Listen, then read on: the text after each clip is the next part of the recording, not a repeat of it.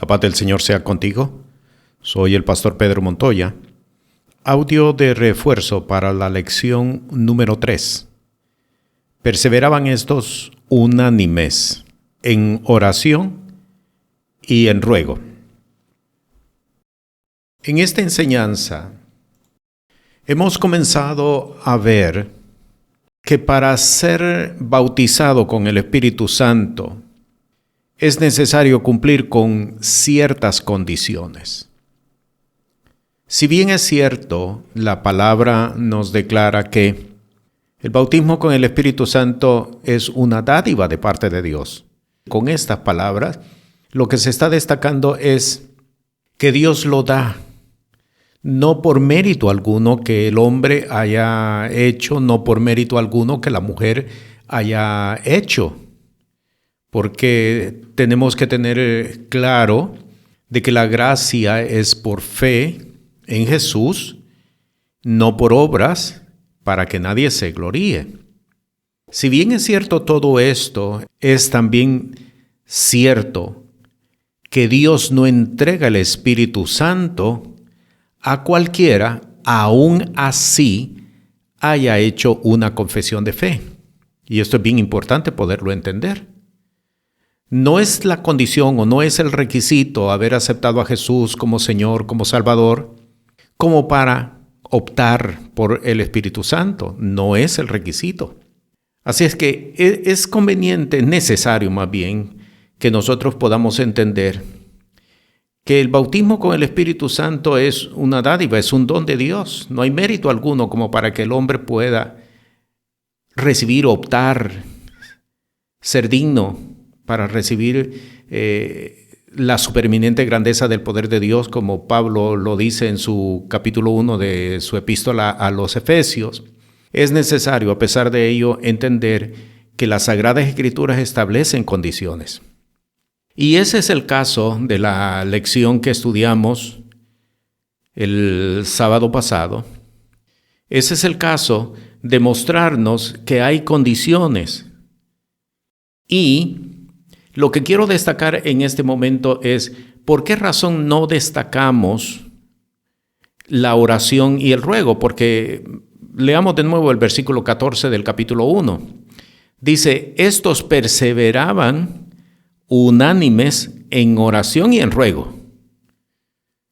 Y cuando llegamos al capítulo 2, como estos perseveraban en oración y en ruego, llegamos al capítulo 2 y encontramos que sobre de ellos, un promedio de 120 personas reunidas en el aposento alto, fue derramado el Espíritu Santo. Por lo tanto, entonces, es de orden entender que si perseveramos en oración y en ruego, vendrá sobre nosotros el Espíritu Santo.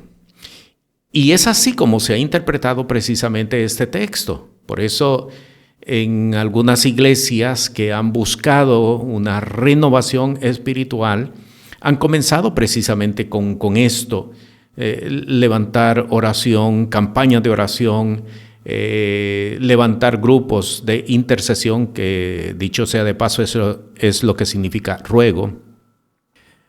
Levantar grupos, personalmente entrar en tiempos de oración más frecuentes y más prolongados. Así es como hemos entendido precisamente este texto. Sin embargo, en la enseñanza del sábado recién pasado, no destacamos la oración y el ruego como una condición para recibir el Espíritu Santo, y quiero dedicar este audio precisamente para enseñar sobre de esto.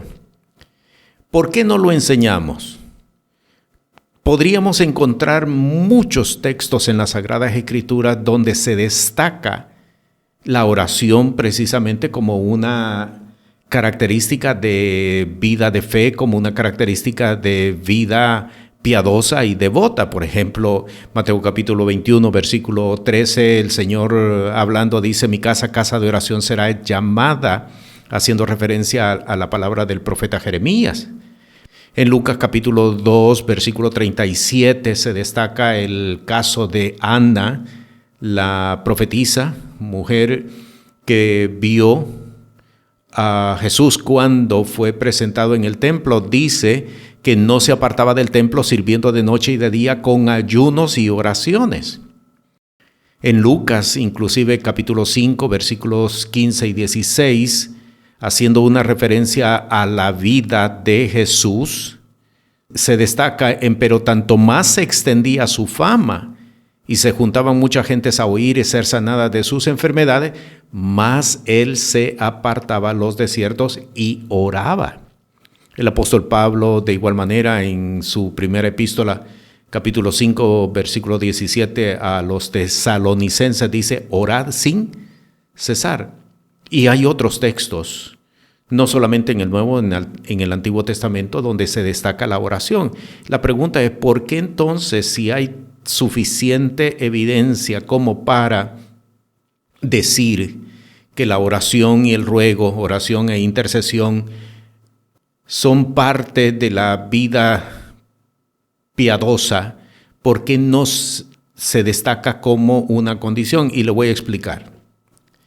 No la destacamos como una condición precisamente porque la tendencia del hombre, la tendencia de la mujer es repetir aquello que a otros les ha resultado beneficioso, y la tendencia es repetir. Pero cuando se repite sin entender, realmente no se logra nada. Y esto es precisamente lo que ha surgido con el querer ver en la oración y el ruego, en la oración y la intercesión, querer ver como que la piedra angular para que se manifieste el Espíritu Santo. Hay que recordar algo, y esto es bien importante. La vida de fe no consiste en fórmulas. No consiste en fórmulas. Por lo tanto, si una persona no ha hecho cambios, ajustes adecuados en su vida, todo lo que haga no prosperará. Jesús lo dijo claramente en Juan capítulo 3, versículo 6, versículo 7. Lo que es nacido de la carne, carne es. Lo que es nacido del Espíritu, Espíritu es. No se trata de repetir las cosas solamente por repetirlas, tan solo porque vimos que en la lectura o en Hechos de los Apóstoles, eso que hicieron les funcionó y por eso resultaron recibiendo beneficios particulares o beneficios especiales. No se trata de repetir. La vida de fe no consiste en repetir, y esto es determinante para poder entender la manifestación del Espíritu Santo. No se trata de repetir, no se tratan de hacer las cosas tan solo porque hemos visto que en otros casos, en otras situaciones, les funcionó a las personas. No, es necesario primero poder entender que el hombre tiene que hacer cambios, que el hombre tiene que hacer ajustes, que el hombre, que la mujer tiene que primero entender que la vida de fe consiste en la obra que la palabra ha provocado dentro de nuestras vidas. ¿Qué significa aceptar a Jesús? ¿Qué significa aceptar la palabra? Aceptar a Jesús no es solamente considerar que Él es mi Salvador. Aceptar a Jesús es aceptar sus condiciones de vida.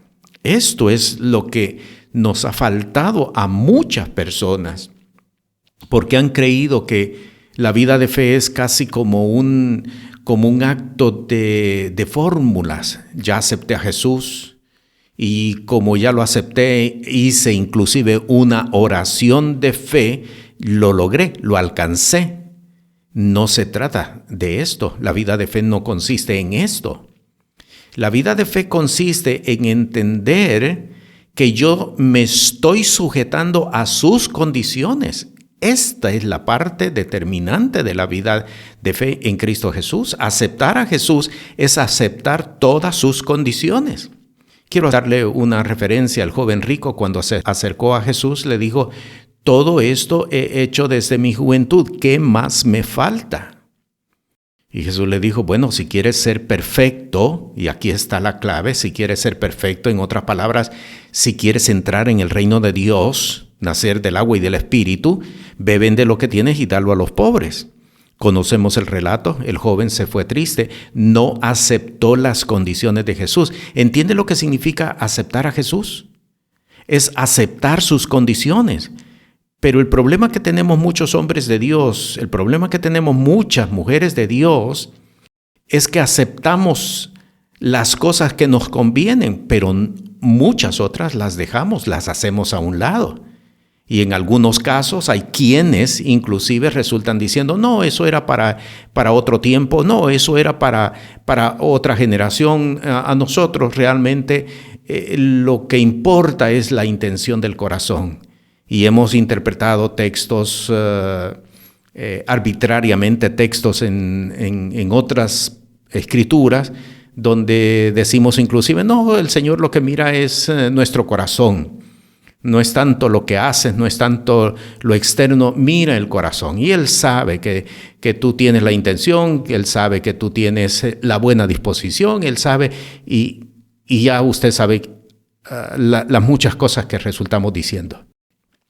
Eso no es vida de fe. La vida de fe consiste en aceptar las condiciones de Jesús. Por lo tanto, entonces, una persona, un hombre de fe, una mujer de fe, un hombre de Dios, una mujer de Dios, podría pasar horas enteras de rodillas, orando. Pero si no ha aceptado las condiciones de Jesús, es decir, no ha abandonado su libre albedrío, no está caminando conforme a todas las disposiciones, sino que solamente las que le convienen, difícilmente, óigalo bien, difícilmente las horas de oración o las horas de rodilla que haya pasado le van a producir algún beneficio. No le van a producir absolutamente nada. Nada. Y lamentablemente muchas iglesias están llenas de esta clase de hombres de fe, de esta clase de mujeres de fe, están llenas, repitiendo, queriendo repetir cosas como si se tratase de una fórmula. La vida de fe no son fórmulas. La vida de fe es caminar conforme a la disposición que Jesús ha establecido en su palabra para que sea hecha en la tierra como se hace en el cielo. ¿Entiende por qué en la enseñanza del sábado pasado no presentamos la oración y el ruego como una condición para ser bautizado con el Espíritu Santo? Es necesario, primero, hacer ajustes en nuestras vidas, en nuestro libre albedrío, para que entonces podamos tener la oportunidad de ser inmersos en el Espíritu Santo. Te bendigo. La paz del Señor contigo.